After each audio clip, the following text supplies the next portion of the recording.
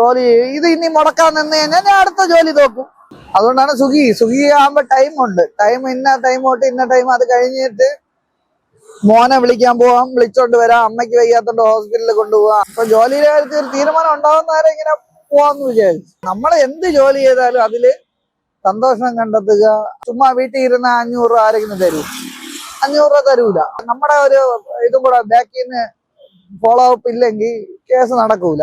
പിന്നെ എന്റെ വണ്ടി മാത്രം ടാർഗറ്റ് ചെയ്ത് 2 പ്രാവശ്യം വെഹിക്കിള് പിടിച്ചു. അപ്പം ഇത് മനഃപൂർവ്വം ചെയ്യുന്ന പല ആൾക്കാരും ഉണ്ട്. ഇപ്പൊ നമ്മളെ ഒരു വോട്ടിട്ട് ജയിപ്പിച്ച വ്യക്തികള് നമ്മളെ രാജാക്കന്മാരൊന്നുമല്ല. പല ആൾക്കാരും പറയും പോലെ കുമ്പിട്ട് നിൽക്കേണ്ട കാര്യമൊന്നുമില്ല. പല വാർത്തയിലും വന്നിട്ട് മേയർ ജോലി തരുമെന്ന്. മേയർ പറഞ്ഞില്ല, ഞാൻ പറഞ്ഞില്ല. ഇപ്പൊ ആലോചിക്കുന്നത് ഇതാണ് സുഖം. അന്ന് എനിക്ക് ഈ ബുദ്ധി നേരത്തെ തോന്നാതെന്താണ് ആലോചിക്കുന്നത്. എനിക്ക് പറയാനുള്ള വേറെ ഒന്നുമല്ല, അഹങ്കാരമൊന്നുമല്ല. അങ്ങനെ 2 നീതി നിയമവും പാടില്ല. അപ്പൊ മുതലാളിയുടെ അടുത്ത് പറഞ്ഞപ്പോഴത്തേക്ക് വിളിക്കാന്ന് പറഞ്ഞു. പിന്നെ മുതലാളി വിളിച്ചില്ല, വേറൊരു ഡ്രൈവർ വെച്ച് ഓടുകയാണ് ചെയ്തത്. ബസ് ഡ്രൈവർ ജോലി മതിയാക്കിയിട്ടൊന്നുമില്ല. ഇപ്പൊ താൽക്കാലികമായിട്ട് കുറച്ച് ദിവസം പോകുന്നില്ലെന്നേ ഉള്ളൂ. എനിക്ക് ഇപ്പൊ 21-ാം തീയതി കേസായത് കാരണം ഇപ്പൊ ഇതാവുമ്പോഴത്തേക്കും നമുക്ക് വേറൊരു ബസ്സിൽ പോയി കഴിഞ്ഞാൽ കുഞ്ഞിന്റെ കാര്യം അവതാളത്തിലാവും. കുഞ്ഞിനെ കൊണ്ടാകാനും വിളിച്ചോണ്ട് വരാനൊന്നും ആളില്ല. അപ്പൊ അതുകൊണ്ടാണ് സ്വിഗ്ഗി ആകുമ്പോ ടൈമുണ്ട്. ടൈം ഇന്ന ടൈം തൊട്ട് ഇന്ന ടൈം, അത് കഴിഞ്ഞിട്ട് മോനെ വിളിക്കാൻ പോവാം, വിളിച്ചോണ്ട് വരാം, അമ്മയ്ക്ക് വയ്യാത്തോണ്ട് ഹോസ്പിറ്റലിൽ കൊണ്ടുപോവാം. അങ്ങനെയുള്ള ഒരു സൗകര്യം ഉള്ളത് കൊണ്ടാണ്. അല്ലാതെ ബസ് നിർത്തിയിട്ടൊന്നുമില്ല. കുഞ്ഞിന് അതിന് വേണ്ടിയിട്ടുള്ള വണ്ടിയുടെ ആ കാര്യങ്ങളും സ്കൂളിൽ കൊണ്ടാക്കാനും കൊണ്ടുവരാനും ഉള്ള വണ്ടികളും അറേഞ്ച് ചെയ്യാനും അതിനുള്ള സാമ്പത്തികമൊന്നും ആവാത്തോണ്ടും ഇപ്പൊ ജോലിയുടെ കാര്യത്തിൽ ഒരു തീരുമാനം ഉണ്ടാവുന്നവരെ ഇങ്ങനെ പോവാന്ന് വിചാരിച്ചു. ഇതാകുമ്പം നല്ല നമുക്ക് കംഫർട്ടബിൾ ആയിട്ടുള്ള ടൈം, നമ്മൾ തന്നെയാണ് ഭരിക്കുന്നതും ഒക്കെ കാര്യങ്ങളൊക്കെ ചെയ്യുന്നത് നമ്മൾ തന്നെയാണ്. നമ്മുടെ ടൈം അനുസരിച്ച് നമുക്ക് ഓപ്പൺ ചെയ്യാം, ജോലിക്ക് പോവാം. കുറച്ച് സമയം ഞാൻ ഇന്ന് രാവിലെ എനിക്ക് പോകാൻ പറ്റിയില്ല, ഒരു കാര്യം നടന്നില്ല. 6 മണിക്ക് ശേഷം ഇറങ്ങി ഈ സമയമായപ്പോൾ അവസാനിച്ചു. 500 രൂപ പോക്കറ്റിലാവുകയും ചെയ്തു. മറ്റേ ബസ്സിലാവുമ്പോ ഇനി വണ്ടിയുടെ അടിയിൽ ആരെങ്കിലും ആവേ, അല്ലെങ്കിൽ ഫുട്ബോളിൽ നിന്ന് ആരെങ്കിലും വീഴേ, അങ്ങനെയൊക്കെ ഉള്ള പ്രശ്നങ്ങൾ ഉണ്ടാവുമ്പോൾ. അല്ലാതെ ബസ് എനിക്ക് എന്റെ ഒരു ഇതാണ്. എനിക്ക് ഭയങ്കര ഒരു പാഷനാണ് ബസ് വണ്ടി ഓടിക്കുക എന്നുള്ളത്. പിന്നെ അത് ഒഴിവാക്കിയിട്ടൊന്നുമില്ല, അതുണ്ടാവും. ആരെങ്കിലും വിളിച്ചാലൊക്കെ പോവുകയൊക്കെ ചെയ്യും. അതിനിടയ്ക്ക് ഇതും ചെയ്യാം. ഇത് സൈഡ് ബിസിനസ് ആയിട്ടായാലും ഇത് ചെയ്യുന്നത് നല്ല. ഒരുപാട് നല്ല ആൾക്കാരെ പരിചയപ്പെടാൻ ഫുഡ് ഡെലിവറി ചെയ്യുമ്പോൾ നമ്മളിപ്പോ അവരെ പൈസ കൊടുത്ത് അവർ വാങ്ങുന്നതാണെങ്കിൽ പോലും ഒരാൾക്ക് ഫുഡ് കൊണ്ടു കൊടുക്കുമ്പോൾ അവർ നമ്മളെ കാത്തിരിക്കുന്ന ആ ഒരു ഇതാവുമ്പോഴേ അതൊരു സന്തോഷം കിട്ടുകയാണ്. ഈ ജോലിയിൽ സന്തോഷം കണ്ടെത്തുകയും ചെയ്യുന്നു. അത് ചില ആൾക്കാർക്ക് പറഞ്ഞാൽ മനസ്സിലാവൂല. അയ്യോ, അവൻ എന്തോ മോശമായിട്ട് ഈ സ്വിഗ്ഗി ഫുഡ് ഡെലിവറി എന്തോ മോശമായിട്ടുള്ള ഡ്രൈവറിനെ കാട്ടി മോശമായിട്ടുള്ള ജോലിയാണെന്നോ, ഡ്രൈവർ മോശമായിട്ട് ഓരോ ജോലി ചെയ്യുമ്പോഴും ചില ആൾക്കാർക്ക് മോശമെന്നാണ് പറയുന്നത്. നമ്മൾ എന്ത് ജോലി ചെയ്താലും അതില് സന്തോഷം കണ്ടെത്തുക, അതില് നന്മ കണ്ടെത്തുക. നമുക്ക് ആവശ്യത്തിനുള്ള വരുമാനം, അങ്ങ് അത്യാർത്തി പാടില്ല. നമുക്ക് ആവശ്യത്തിനുള്ളത്, അല്ല നമുക്ക് അത്യാർത്തിയൊന്നുമില്ല. ഡെയിലി ജീവിതം എങ്ങനെയെങ്കിലും മുമ്പോട്ട് പോവുക. അത് ഇപ്പൊ നമ്മൾ ഏത് ജോലി ചെയ്താലും, ഇപ്പം നമ്മൾ എന്ത് ജോലി ചെയ്താലും, ഏതൊരു ചെറിയ ജോലി ചെയ്താലും വലിയ ജോലി ചെയ്താലും, അത് ജോലി നമുക്ക് ഒരു ഇതായിട്ട് ചെയ്യുക.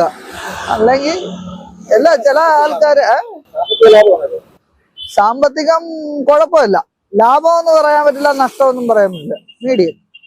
നമ്മളെ അത്രയും മാത്രം ഹാർഡ് വർക്കായിട്ട് നല്ല രീതിയിൽ പണിയെടുത്ത് കഴിഞ്ഞാൽ ഒരു 2000, 1500, 2000 രൂപ ഒപ്പിക്കാം. എനിക്ക് അങ്ങനെ വലിയ ആർത്തിയൊന്നുമില്ല. എനിക്ക് എൻ്റെ ഉപജീവനം എന്ന് പറഞ്ഞാൽ ആ ഒരു രീതിയിൽ ഡെയിലി ജീവിതം മുമ്പോട്ട് പോവുക എന്നുള്ള. ചുമ്മാ വീട്ടിൽ ഇരുന്ന 500 രൂപ ആരെങ്കിലും തരൂ? 500 രൂപ തരൂല. ആ പോട്ടെ, 200 രൂപ, 100 രൂപ ഒരു പ്രാവശ്യം എണ്ണം തരും, 2 പ്രാവശ്യം തരും. മാസങ്ങൾ മൊത്തം തരുമോ? 2 പ്രാവശ്യം തരും, 3 പ്രാവശ്യം തരും. പിന്നെ എണ്ണം ചോദിക്കും, നിനക്ക് ജോലിക്ക് വെക്കൂടെ എന്ന് ചോദിക്കും. അതാണ് കാര്യം. ഇനി KSRTC വിളിച്ചു കഴിഞ്ഞാൽ പോവും. അങ്ങനെ ഞാൻ KSRTCയിലോ പ്രൈവറ്റിലോ അങ്ങനെയൊന്നുമില്ല. വിളിച്ചു കഴിഞ്ഞാൽ ജോലിക്ക് പോകും. അല്ലെങ്കിൽ പിന്നെ ചോദിച്ചപ്പോഴത്തേക്ക് ഇപ്പം ഈ കേസ് നടക്കണോണ്ടും പല രീതിയിൽ നമുക്ക് ഈ കേസിനെ ഇതിന്റെ പുറകിൽ നടന്നില്ലെങ്കിൽ ഈ കേസ് നടപടിയാവൂല. നമ്മുടെ ഒരു ഇതും കൂടെ ബാക്കിൽ നിന്ന് ഫോളോ അപ്പ് ഇല്ലെങ്കിൽ കേസ് നടക്കൂല. ഇപ്പൊ എന്റെ ആവശ്യമാണ് കേസ് മുമ്പോട്ട് കൊണ്ടുപോകേണ്ടത്. അപ്പൊ ഞാൻ അതുകൊണ്ട് ഈ സ്വിഗ്ഗി ഓടുന്നതൊക്കെ അതൊക്കെ മുൻകൂട്ടി കണ്ടാണ്. ബസ്സിൽ പോയി കഴിഞ്ഞാൽ കേസിന്റെ ഈ ഇതിന് ഇറങ്ങാൻ പറ്റൂല. സ്ഥിരമായിട്ട് ഒരു വണ്ടിയിൽ പോയി കഴിഞ്ഞാൽ ഇറങ്ങാൻ പറ്റൂല. പിന്നെ എന്റെ വണ്ടി മാത്രം ടാർഗറ്റ് ചെയ്ത് 2 പ്രാവശ്യം വെഹിക്കിള് പിടിച്ചു. അപ്പം ഇത് മനഃപൂർവ്വം ചെയ്യുന്ന പല ആൾക്കാരും ഉണ്ട്. അപ്പൊ ഇതില് ഭരണം മാറുമ്പോ ഇതെല്ലാം മാറും, എല്ലാം മാറും. മാറാതെ ഒന്നും ഇരിക്കൂല.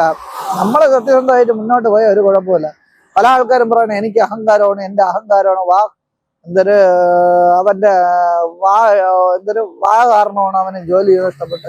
അതൊന്നുമില്ല. ഭരണം ഇപ്പൊ നമ്മളെ ഒരു വോട്ടിട്ട് ജയിപ്പിച്ച വ്യക്തികള് നമ്മളെ രാജാക്കന്മാരൊന്നുമല്ല. പല ആൾക്കാരും പറയും പോലെ കുമ്പിട്ട് നിൽക്കേണ്ട കാര്യമൊന്നുമില്ല. നമ്മളെ ഓരോ വോട്ടും ജനങ്ങളാണ് രാജാവ്. അപ്പൊ ആ ഒരു ഇതിലാണ് ഞാൻ പോകുന്നത്. ഞാൻ ഫൈറ്റ് ചെയ്തത് തെറ്റ് കണ്ടി എന്നാ ചൂണ്ടിക്കാണിക്കുക. അതിപ്പോ അവരെ മേയറാണെന്ന് അറിഞ്ഞിട്ടല്ല ഞാൻ ചെയ്തത്, യാദൃച്ഛികമായിട്ട് പറ്റിപ്പോയി. അതിന് ഞാൻ അവരുടെ അടുത്ത് അങ്ങനെ ചെയ്തിട്ടുണ്ടെങ്കിൽ സോറി എന്ന് ചോദിച്ചപ്പോ അവര് പറഞ്ഞതെന്ന് വെച്ചാൽ കോടതിയിൽ പോയി നീതി നേടുമെന്നാണ് പറഞ്ഞത്. അപ്പൊ നമ്മൾ അതനുസരിച്ച് മുമ്പോട്ട് പോവുകയാണ്. അവര് പറഞ്ഞ ഒരു വാക്ക് പറഞ്ഞല്ലോ.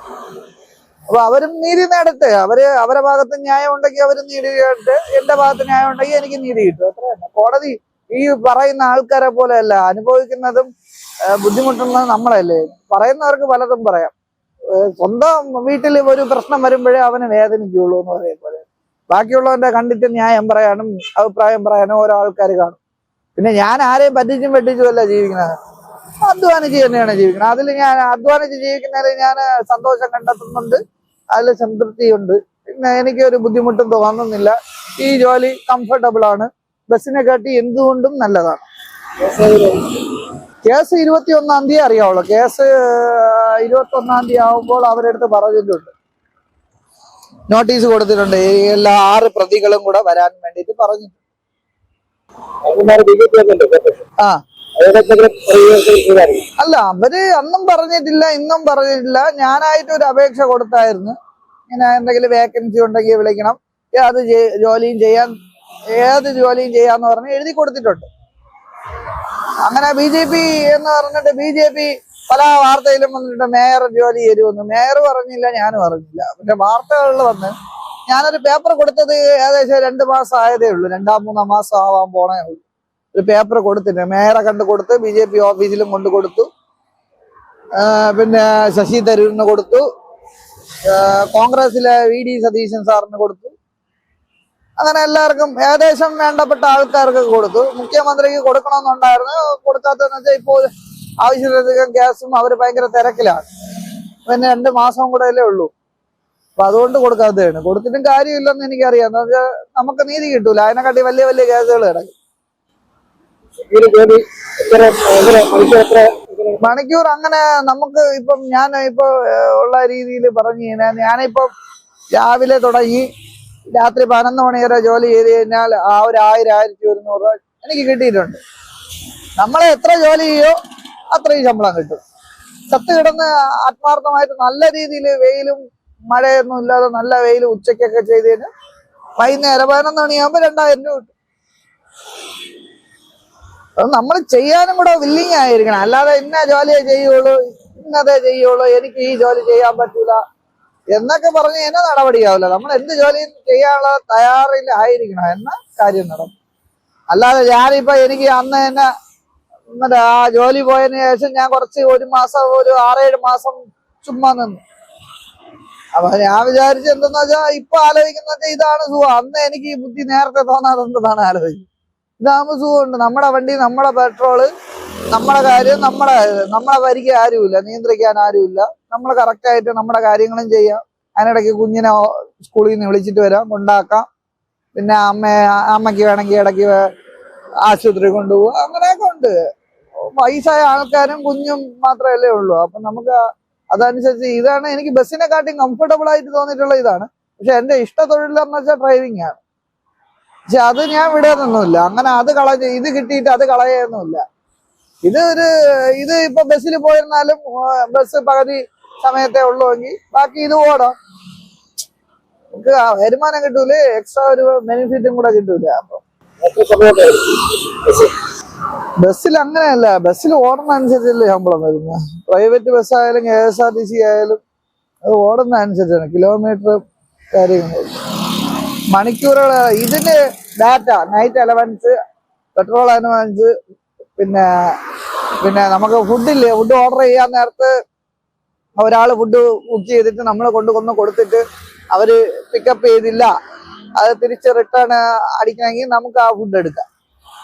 അത് പൈസ നമ്മൾ പേ ചെയ്യേണ്ട ആവശ്യമില്ല, ആ ഫുഡ് എടുക്കാം. അങ്ങനെ അങ്ങനെയൊക്കെ ഉണ്ട്, കുറെ കാര്യങ്ങളൊക്കെ ഉണ്ട്. ഇല്ല ഇല്ല ഇല്ല, ഇത് കേസ് മുമ്പോട്ട് പോവുക തന്നെ വേണം. മറ്റുള്ള ആളുകൾ, പല ആൾക്കാരും പല അഹങ്കാരമാണ്, ഇവന്റെ കൊഴുപ്പ് കൊണ്ടാണ്, ഇവന് ഇങ്ങനെ വല്ല കാര്യമുണ്ടോ എന്നൊക്കെ ചോദിക്കുമ്പോ എനിക്ക് പറയാനുള്ള വേറെ ഒന്നുമല്ല, അഹങ്കാരമൊന്നുമല്ല. അങ്ങനെ രണ്ട് നീതി നിയമവും പാടില്ല. ഇപ്പം അതായത് നമ്മളെ ഈ സമൂഹത്തിൽ ജീവിക്കുമ്പോൾ പാവപ്പെട്ടവനും പണക്കാരനും അങ്ങനെ നീതി, പദവിയുള്ളവന് വേറൊരു നീതി നിയമവും അതൊന്നും പാടില്ല. അതിനെതിരെയാണ് ഫൈറ്റ് ചെയ്യുന്നത്. അല്ലാതെ ഇവര് പറയും പോലെ എനിക്ക് അവരുമായിട്ട് മുൻ വൈരാഗ്യമില്ല, പാർട്ടിയായിട്ട് യാതൊരു തരത്തിലുള്ള വൈരാഗ്യമില്ല. മറ്റുള്ള ഏത് പാർട്ടി ആയാലും ആരുമായിട്ട് എനിക്കൊരു വൈരാഗ്യമില്ല. ഞാനൊരു പാർട്ടിയിലും ഇപ്പൊ ഇല്ല, നിലവിലുണ്ടായിരുന്ന പാർട്ടിയാണ് ഇപ്പൊ തള്ളി പറഞ്ഞത്. ഉണ്ടായിരുന്ന പാർട്ടി എന്ന് പറയുമ്പോൾ ഞാൻ നേരത്തെ പറഞ്ഞിട്ടുണ്ടല്ലോ, ഓരോ ചാനലിൽ പറഞ്ഞിട്ടുണ്ട്, അതിന് പ്രൂഫ് സഹിതം കാണിച്ചിട്ടുമുണ്ട്. എന്നാലും ഞാൻ സംഘിക്കുട്ടൻ എന്ന് പറയുന്നതിൽ എനിക്ക് കുഴപ്പമില്ല. എന്തെന്ന് വെച്ചാൽ ഞാൻ ഇപ്പൊ എന്നെ ഏത് പാർട്ടിക്കാർ രക്ഷപ്പെടുത്തുന്ന ജോലി ചേരുന്നു, ആ പാർട്ടി ചേരുന്നു, ആ പാർട്ടി തന്നെയാണ് എന്റെ ദൈവം എന്ന് പറഞ്ഞിട്ട് മുമ്പോട്ട് പോകും. അത്ര പല ഈ കമ്മ്യൂണിസ്റ്റ് പാർട്ടിയിലുള്ള എത്ര DFIയുടെ സംസ്ഥാന സെക്രട്ടറിയാ ഏതൊക്കെ ആൾക്കാർ BJP ചേർന്നു. പിന്നെ എന്തുകൊണ്ട് എനിക്ക് ചേർന്നൂടാ? അല്ലെങ്കിൽ കോൺഗ്രസിൽ ചേർന്ന്, കമ്മ്യൂണിസ്റ്റുകാർ കോൺഗ്രസിൽ ചേർന്നില്ലേ? ഇപ്പൊ ഏതു മാത്രമല്ലല്ലോ ചേർന്നത്, ഏതു മാത്രമല്ല സംഘി എന്ന് പറയുന്നത്. ഞാൻ ഇപ്പൊ പൊട്ടിടണോണ്ടും ഹിന്ദു ആയതിലും പൊട്ടിടണോണ്ട് നീ സംഘിക്കുട്ടാന്ന് പറഞ്ഞാൽ എനിക്ക് കുഴപ്പമില്ല. എന്താ വെച്ചാൽ ഞാനൊരു ഹിന്ദു ആയാലും അഭിമാനിക്കുന്നു എന്ന് പറയും. മനസ്സിലായി?